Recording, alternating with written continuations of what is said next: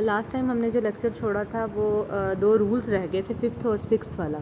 तो आज हम उन्हीं रूल्स को पहले डिस्कस करेंगे कि अगर फिफ्थ रूल जो है वो ये कहता है कि अगर दो सब्स्टिट्यूएंट दोनों डिफरेंट हों लेकिन प्रायोरिटी लिस्ट में फॉल ना कर रहे हों तो आपने उनको कैसे नाम देना है। अगर दोनों डिफरेंट हों और प्रायोरिटी लिस्ट में फॉल ना कर रहे हों तो उन्हें हम अल्फ़ाबेटिकल ऑर्डर में नाम देते हैं। अल्फ़ाबेटिकली जो बाद में आए वो पेरेंट बन जाता है और जो पहले आए वो एज सब्स्टिट्यूएंट आ जाता है। लाइक अगर आप देखें नीचे जो एग्जांपल है उसमें क्लोरीन और आयोडीन लगा हुआ है। अब आयोडीन बाद में आता है तो आयोडोबेंजीन बन जाएगा और क्लोरीन जो है ये क्लोरो सब्स्टिट्यूएंट बन जाएगा, 3 क्लोरो आयोडोबेंजीन। इसी तरह से नाइट्रो और ब्रोमीन ये दोनों नहीं आते तो अब एन बाद में आता है, सो नाइट्रो बेंजीन पेरेंट बन जाएगा और ब्रोमीन जो है वो सब्स्टिट्यूएंट बन जाएगा, 2 ब्रोमो नाइट्रो बेंजीन।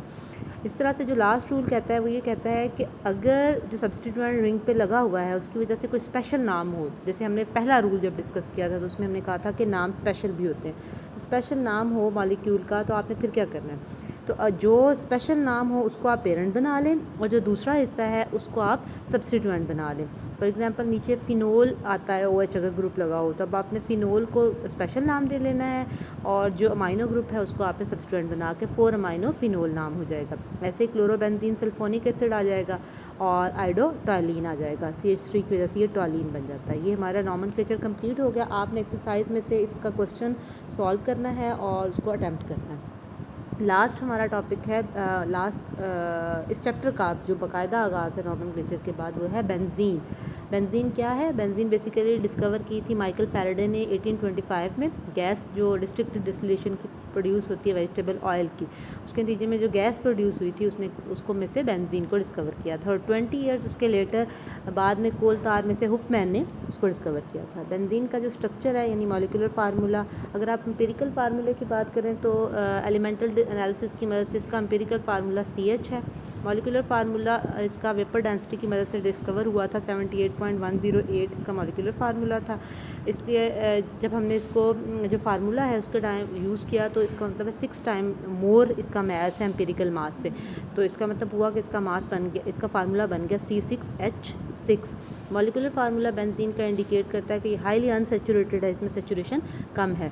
सो जो पॉसिबिलिटीज़ हैं कि किस किस किस्म का स्ट्रक्चर है उसके लिए पहला जो पॉसिबिलिटी है वो स्ट्रेट चेन स्ट्रक्चर है। तो स्ट्रेट चेन स्ट्रक्चर दो तरह की पॉसिबिलिटीज़ हैं बेंजीन के स्ट्रेट चेन स्ट्रक्चर की, एक है 1,5 हेक्साडाइन और एक है 1,5 हेक्साडाइन 3 आयन, यानी एक ट्रिपल बॉन्ड के साथ और डबल बॉन्ड के साथ और एक है सिर्फ ट्रिपल बॉन्ड के साथ। तो ये जो कंपाउंड हम ऊपर देख रहे हैं इसका मतलब है कि ये अल्कीन या अल्काइन से रिजेंबल कर रहा है। तो दोनों को ही हमने चूँकि पीछे पढ़ा है कि दोनों के MnO4 सोल्यूशन जो है अल्कलाइन बायर्स जैसे हमने कहा था उसको ये ऑक्सीडाइज़ करवा देते हैं, उसको डीकलराइज़ कर लाते हैं, लेकिन बेंजीन जो है ये डीकलराइज़ नहीं करवाता कि MnO4 को स्टेबल है। इसके अलावा बेंजीन एडिशन रिएक्शन जो हाइड्रोजन और हेलोजन के साथ सिर्फ देता है, इसका मतलब इसमें 3 डबल बॉन्ड भी हैं। लेकिन बेंजीन सब्सटीट्यूशन रिएक्शन देता है नाइट्रिक एसिड और सल्फ्यूरिक एसिड के साथ, इसका मतलब है कि बेंजीन सैचुरेटेड भी है, यानी बेंजीन एक वक्त में सैचुरेटेड भी है और बेंजीन अनसैचुरेटेड भी है। सो जो इसकी पॉसिबल स्ट्रेट स्ट्रक्चर हैं उसमें जो प्रोडक्ट आती हैं वो 3 तरह की मोनो सब्सटीट्यूटेड प्रोडक्ट आती हैं, लेकिन बेंजीन जो है वो सिर्फ एक मोनो सब्सटीट्यूटेड प्रोडक्ट देता है। बेंजीन का जो फार्मूला है ये किसी भी ओपन चेन के स्ट्रक्चर के साथ इन सारे ऊपर वाले पॉइंट्स को देखते हुए ये रिजेंबल नहीं करता। जैसे CnH2n+2 है, CnH2n है, CnH2n-2 है, इनमें से किसी से भी ये रिजेंबल नहीं करता। सो बेंजीन का स्ट्रेट स्ट्रक्चर पॉसिबल नहीं है। तो बेंजीन के स्ट्रेट स्ट्रक्चर पॉसिबल ना होने की वजह से कैक्यूल ने एक स्ट्रक्चर दिया था। कैक्यूल ने जो स्ट्रक्चर दिया था वो क्या था? कैक्यूल ने स्ट्रक्चर दिया था कि बेंजीन जो है इसका साइक्लिक स्ट्रक्चर है। 40 इयर्स बाद जो केमिस्ट जो हैं वो इसके ऊपर काम करते रहे, तो जर्मन केमिस्ट कैक्यूल जो था उसने 1865 में एक साइक्लिक और हेक्सागोनल स्ट्रक्चर प्रपोज किया जिसमें उसने कहा कि 3 डबल बॉन्ड जो हैं वो अल्टरनेट करेंगे सिंगल बॉन्ड को। नीचे जो है वो उसने अपने इस आर्ग्यूमेंट को 3 चीज़ों के साथ सपोर्ट भी किया। उसने कहा बेंजीन जो है वो एक जो साइक्लिक स्ट्रक्चर है उसके तहत वो एक ही मोनो सब्स्टिट्यूटेड प्रोडक्ट देता है। फिर उसने कहा कि जो डाई सब्स्टिट्यूटेड प्रोडक्ट है यानी जो मोनो की प्रेजेंस में अगली जो है वो 3 तरह की हो सकती है। ये जो पॉइंट्स हैं ये दोनों ऊपर वाले इन्होंने कंफर्म किया कि ये हेक्सागोनल स्ट्रक्चर ही बेस्ट पॉसिबल ऑप्शन है बेंजीन के लिए, हम इसको यही स्ट्रक्चर दे सकते हैं। इसके अलावा बेंजीन जो है उसमें 3 हाइड्रोजन को अगर आप ऐड कर सकते हैं, 3 मॉलिक्यूल जो हैं वो ऐड हो सकते हैं कैटलिस्ट के प्रेजेंस में। हेक्सागोनल स्ट्रक्चर में भी यही होता है, साइक्लोहेक्सेन बनाता है, 3 क्लोरीन के मॉलिक्यूल ऐड हो सकते हैं, ये भी यही पॉसिबिलिटी है, ये भी स्ट्रक्चर ठीक है।